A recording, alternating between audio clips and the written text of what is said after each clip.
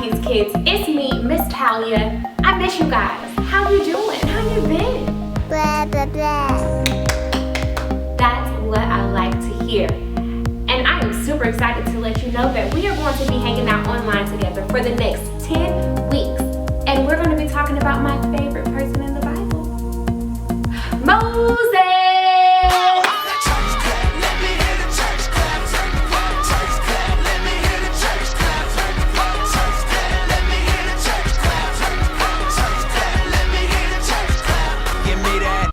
You know, the one who helped free the Israelites, God's chosen people, from the evil Pharaoh, the one who took his staff, stretched it out over the Red Sea, parted it with God's help, and he was able to walk on dry land through the ocean with God's people.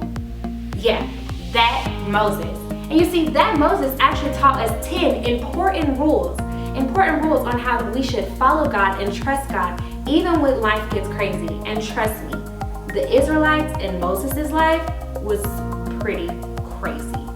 Now, before I get ahead of myself talking all about the Red Sea rules, I think it's important that you know that there's a lot that happened way before they even made it to the Red Sea.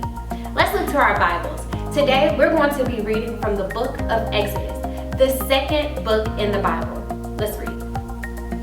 Then a new king began to rule Egypt, who did not know who Joseph was. Now, if you don't remember who Joseph is, that's okay. I'm not talking about Joseph, Jesus' dad. I'm actually talking about Joseph, you know, the one whose brothers threw him into the pit, but then he ended up growing to be this great leader in Egypt, an Israelite leader over Egypt. Yeah, that Joseph. Let's keep reading. The king said to his people, "Look, the people of Israel are too many and too strong for us to handle. If we don't make plans against them, the number of their people will grow even more. Then, if there is a war, they might join our enemies and fight us and escape from the country." So, the Egyptians made life hard for the Israelites. They put slave masters over them. 2 Hebrew nurses helped the Israelite women give birth to their babies. The king of Egypt said to the nurses, "When you are helping the Hebrew women give birth to their babies, watch. If the baby is a girl, let her live. But if it is a boy, kill him." But the nurses feared God, so they did not do as the king told them. They let all the baby boys live.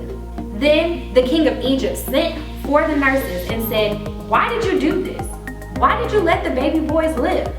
The nurses said to them, "The Hebrew women are much stronger than the Egyptian women."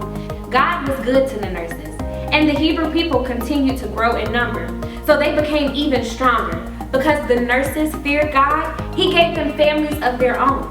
So the king commanded all his people, "Every time a boy is born to the Hebrews, you must throw him into the Nile River, but let all the baby girls live." Dun, dun, dun!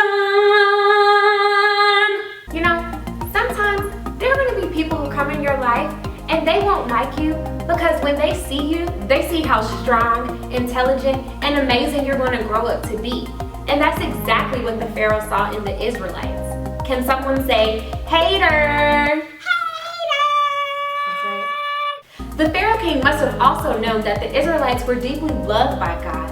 And because God loved them so much, he made them grow even stronger. So strong that one day, a woman named Jochebed gave birth to a beautiful baby boy named Moses.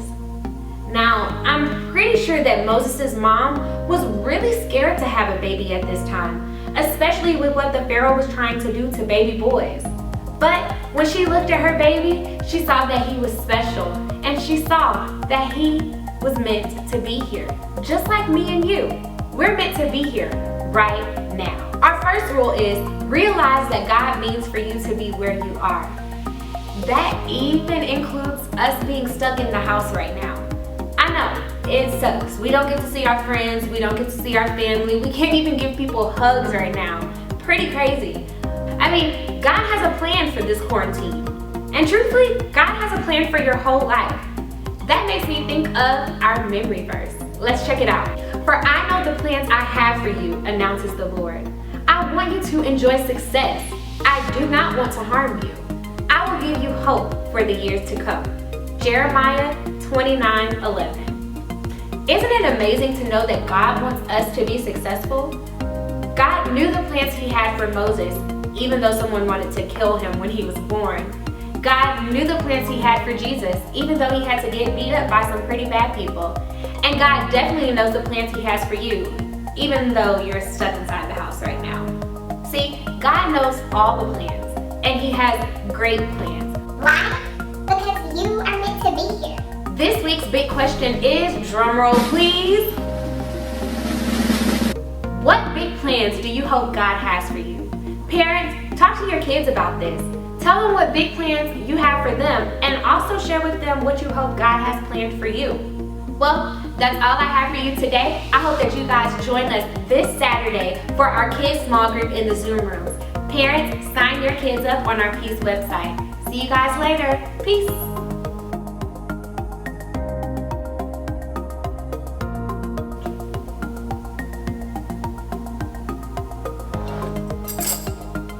The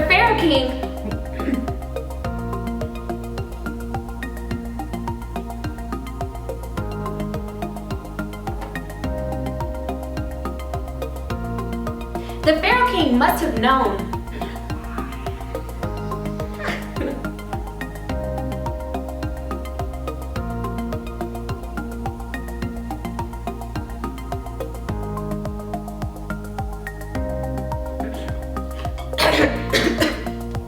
Whoa.